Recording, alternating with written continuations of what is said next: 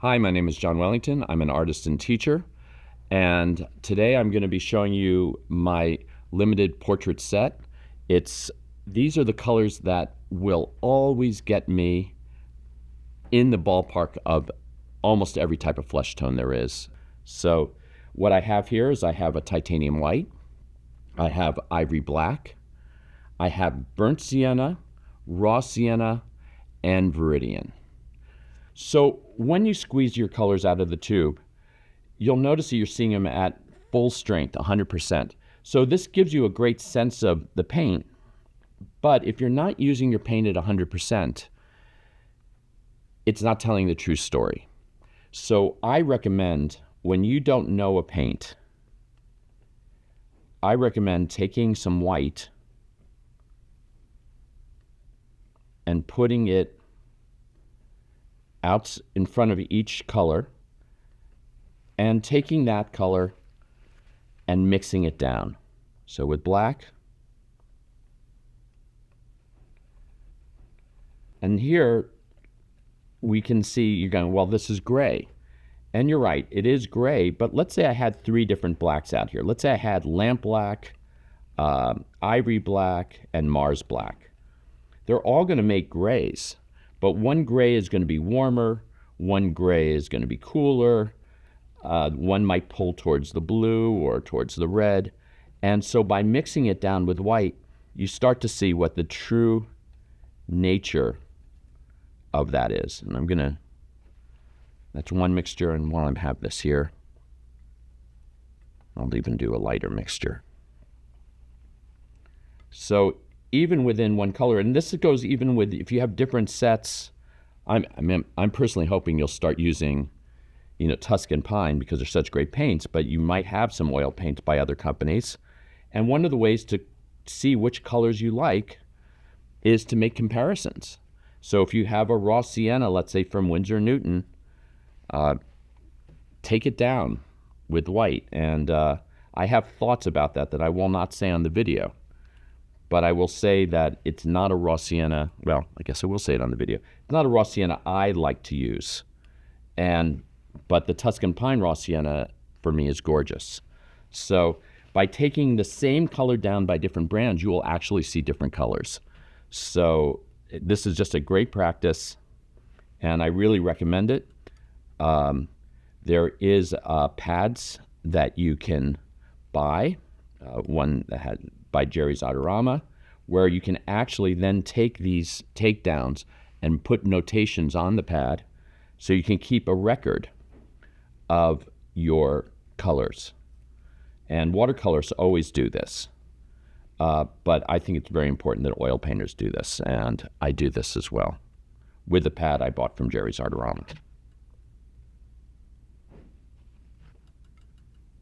So here I'm taking down the burnt sienna. Remember, burnt dirt from around the town of Siena. And if you notice, it's a brown, but it's a red brown. And that's why it's in the set. If you notice, I don't have burnt umber in the set. I don't have raw umber in the set. Raw umber taken down with white is a little bit greener. Burnt umber is a little yellower. So the the burnt sienna reads red. This is raw sienna. I don't have yellow ochre on this palette. There's a reason. I love yellow ochre. It's a great color, but yellow ochre always feels yellow to me.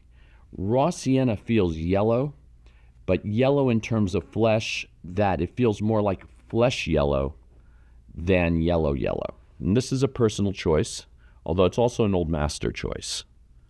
So here I'm going to take that down.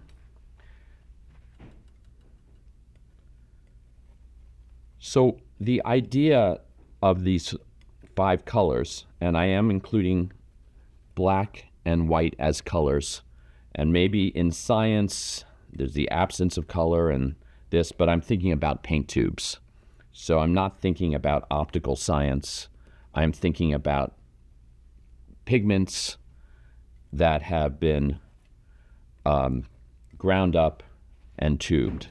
And so when I'm talking about black as a color, it's because if I compare it again to other blacks, it's going to have its own color properties. It's warm or cooler, and pulling to different colors.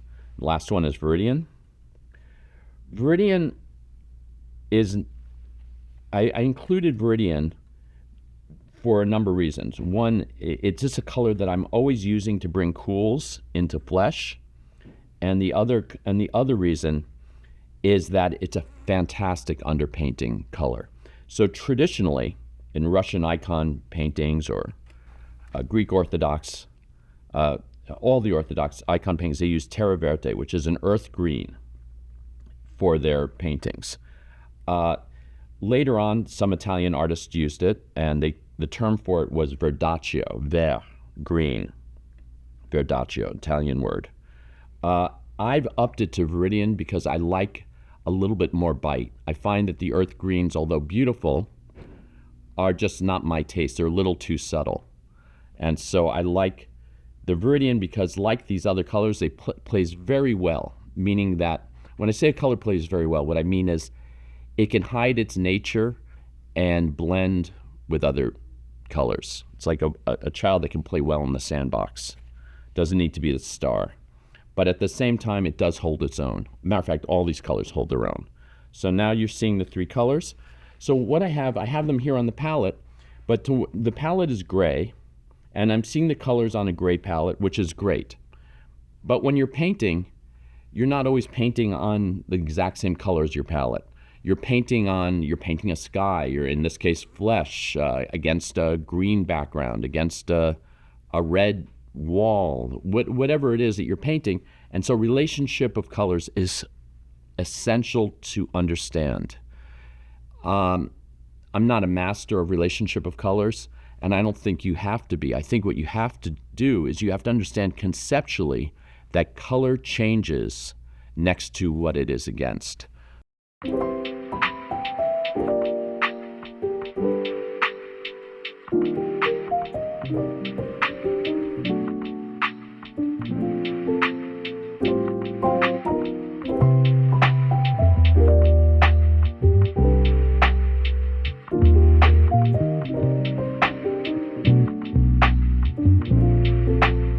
And then I'm going to call this part of the lesson a day. And just because you start to see how varied, with just white, ivory black, burnt sienna, and raw sienna, how absolutely varied my colors are. And I could keep doing this all day long. So one of the colors I didn't use earlier in doing all the flesh tones was the Viridian. And it's not that I couldn't have used it, I just really wanted to let you know how with titanium white, ivory black, burnt sienna, and raw sienna, I can make so many different tones that fit within flesh without going outside those tones. Why I have included Viridian in the set is because it is probably my personal favorite underpainting color. And there are also two other colors on the set that are traditional and great underpainting colors. And one is black, because black and white makes a grisaille, and brown and white. And this brown, or the burnt sienna, are more reddish brown. If you want it to be a little bit darker brown, you would add a little bit of black, so it would have a burnt umber feel as opposed to a burnt sienna. It's a very easy adjust. And the Viridian, when I'm using it, I sometimes add a little bit of black as well. Or not, it depends on how I'm feeling. So this set serves, it's kind of actually like two sets. One set, limited flesh palette, getting there really in the ballpark. And the other is, if you're like me and you love indirect painting, and for any of you who have looked me up and have seen my work, you'll see that that's the thing I teach. It's a great set for underpainting. So I'm going to start with just showing you, I'm going to make up a face. Wish me luck. And I'm going to start with the Viridian. I'm going to add a little bit of black just to start.